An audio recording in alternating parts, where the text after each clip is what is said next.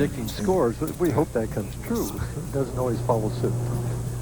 Interesting practice session. The players have played all over both of the championship round paired lanes, 33 and 34, and Walter Ray opens up with a near 2.810. Interesting that he was going high on that lane the whole practice session, and like he did a couple of weeks ago, it comes out really throwing hard right away, harder than he was in practice.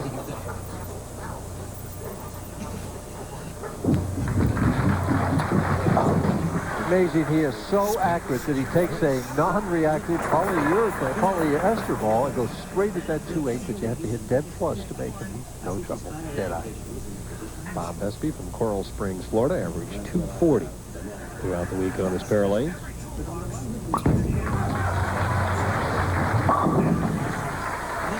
Interesting, because during the practice, Bob Vespi had very little shot. As the oil started to carry down the lane, it got better and better. The PBA here is oiling 32 feet, buffing to 35, which means the last 25 feet of the lane are bone dry. And you can see right there that he's setting it down. He's belting about 7.5 boards and almost 17 miles per hour. He had a lot of wild shots in practice. Looked like he stood in one spot for a long time to try and create a little carry down and manufacture a shot of his own. Well, you know, that proves he's thinking. You know, I remember Jimmy Certain used to do things like that when he get on a telecast, try and create an area of the lane that he could play in. The guys predominantly this week have played outside. The PBA figured that they'd be playing outside with their lane maintenance setup here, as Walter just stumped it from the outside.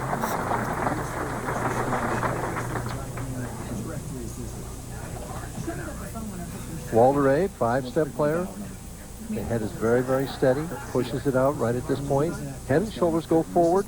Slides right on up there. You can see the balance right here in line. That left arm going out there like no one else does.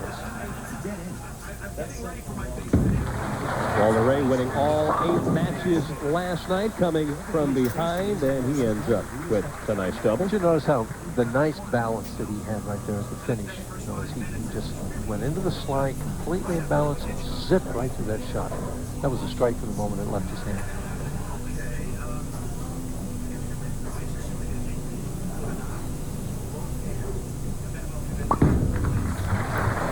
Into the lane again for Vespi, wide arcer, and Michael, we're seeing about as far apart on the spectrum as you could possibly get between these two.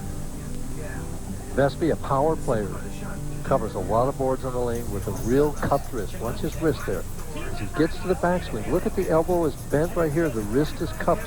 Now watch as he comes right through and just forces it through, rolls that wrist right through the ball. 2 different styles. Both can be successful. Oh, he has opened up beautifully, Mike, and you know that Bob Vespi was really hoping to get off to a fast start against Walter Ray. We'll be back with more of match number 1 from ABC West Lanes in Mechanicsburg after this time.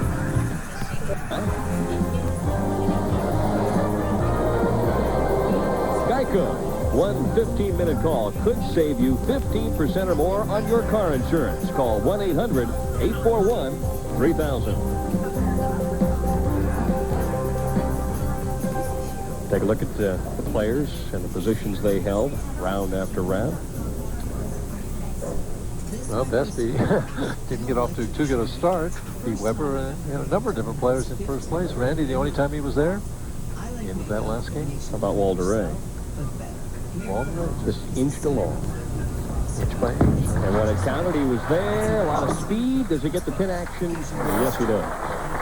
That's important. You come back out of that commercial break, keep your speed up. That's what I used to tell myself, you know, because the tendency would be to get a little soft then. And to get that strike. And one more, and he's right even with Vespi.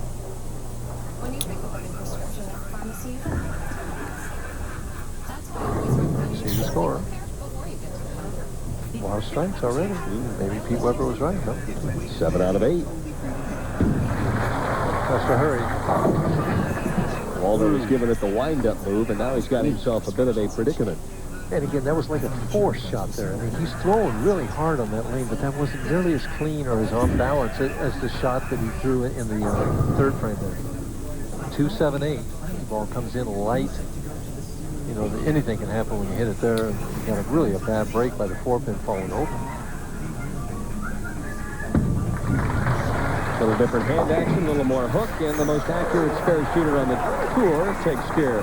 But the question is then, was he trying to play it that way, or was he aiming to the right of the 2-pin?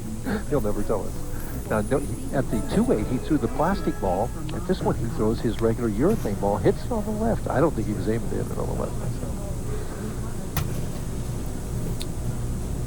Vespi hears something, some kind of clicking noise going on. I don't know what it is.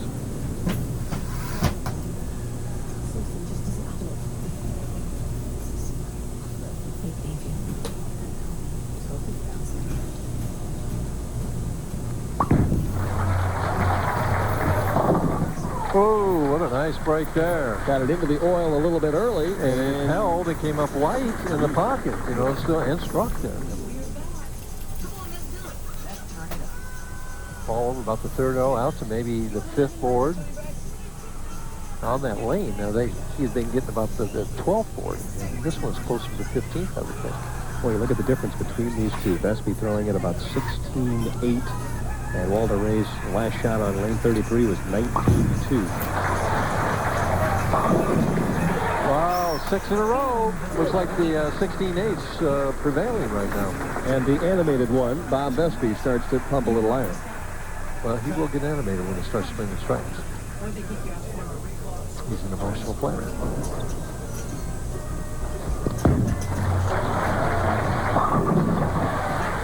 Walter Ray with another strike on 34, and he finds himself trailing, and has from the opening game. Well, the lane 33 is the key for him right there. He's got 2 shots left on that lane. He can find a way to hit it both times. Walter, 19.4. Basically, you know, he bellies it at about 3 boards. What a difference in style.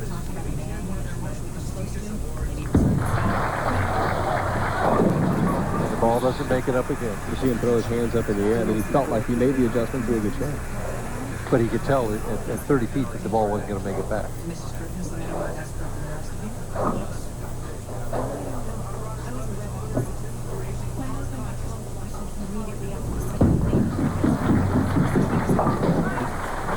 Nails the 2-pin, but a little consolation to him at all. He just falls further and further behind. No margin for error against the guy who opens with the first 6.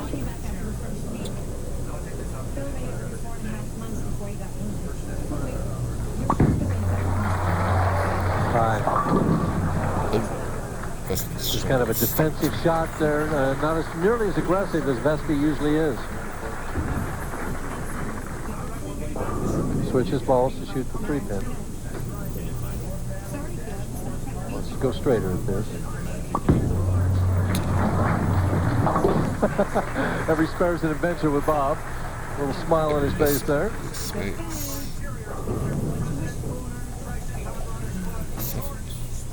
Trying to end a 2-year drought here this evening. It has really been a test of the time for him over the last couple of years.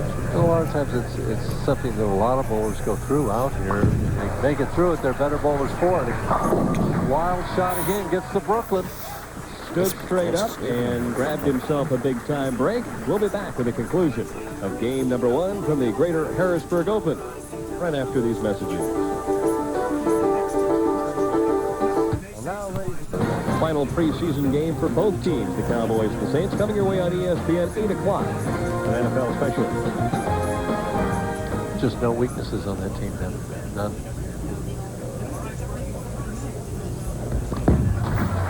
Has to hurry. Does. Still alive. He's been there all night on the right-hand lane. Yeah, the right lane. This is the key shot. I mean, he can still go off the sheet for 247 as Paige looks on. She's seen a lot of these games before. You know, she's an excellent horseshoe pitcher herself. She's not in Walter's class, but she did very well. Got to have this one. Sets him up for a possible 247. Vespi going to 249 clip right now, but the last 2 shots have been wild by Vespi. Like the last 2 times. That looks better. All right. Good. He's just got to splice the board over there. He's got to be dead-eye.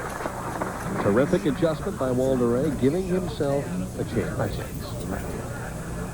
See how Vespi responds now. Needs to be aggressive, right? Give it room. did 2 lucky breaks up to 310 both times on that lane. See, right now, I think what's going through his mind is the struggle of the last year or two. And he sees he's got a great chance to win this game, but he's just not able to make the shot that he needs to make to put him away. 3-pin disappears. Do you think he's conscious of the fact, Mike, that he's not throwing and executing right now? Oh, yeah, the last 3 shots, yeah. Not like, he didn't throw them like he did the first 6. But right now, he's in a situation that if he goes 9 spare strike, he's going to shut him out. So he needs to summon some courage. Exactly. Gave that ball room. Yep. Yep, no question about that, Michael. I think you were right on the button with that assessment because he just glided right along with the first 6 and then all of a sudden lost it. This one, he gave the room, gets it out to about the 3rd board, he comes back, snaps out that half pocket, virtually locks up the match. And he knows it's true. Interesting, last year he bowled a terrific game and lost to the eventual champion, Brian Davis. Bowled 245 and lost to Davis, who shot 258 at him. More room, solid 10, but that's enough. Even if he misses it, he's a winner. He's got 248 if he misses it. Walter Ray with a quick handshake there and admitting defeat. So for Walter Ray, 9 appearances in the championship round this year. Still just 1 victory, but assembling an incredible year for a player that has just 1 title. Yeah, made $143,000 coming into this tournament.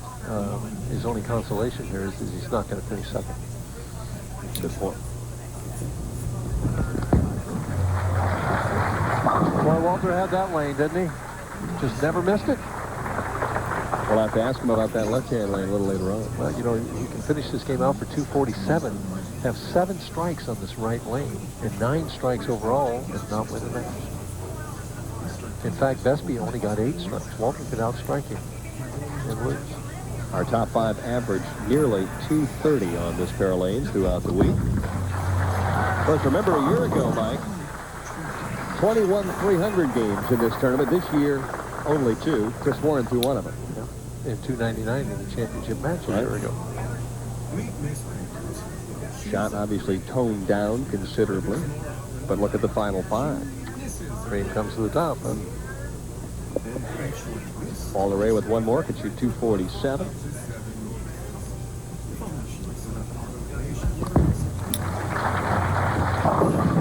Well, make it 246. An excellent opening game here. Very competitive. Vespi survives. When we come back, a look at Mike Durbin's average build.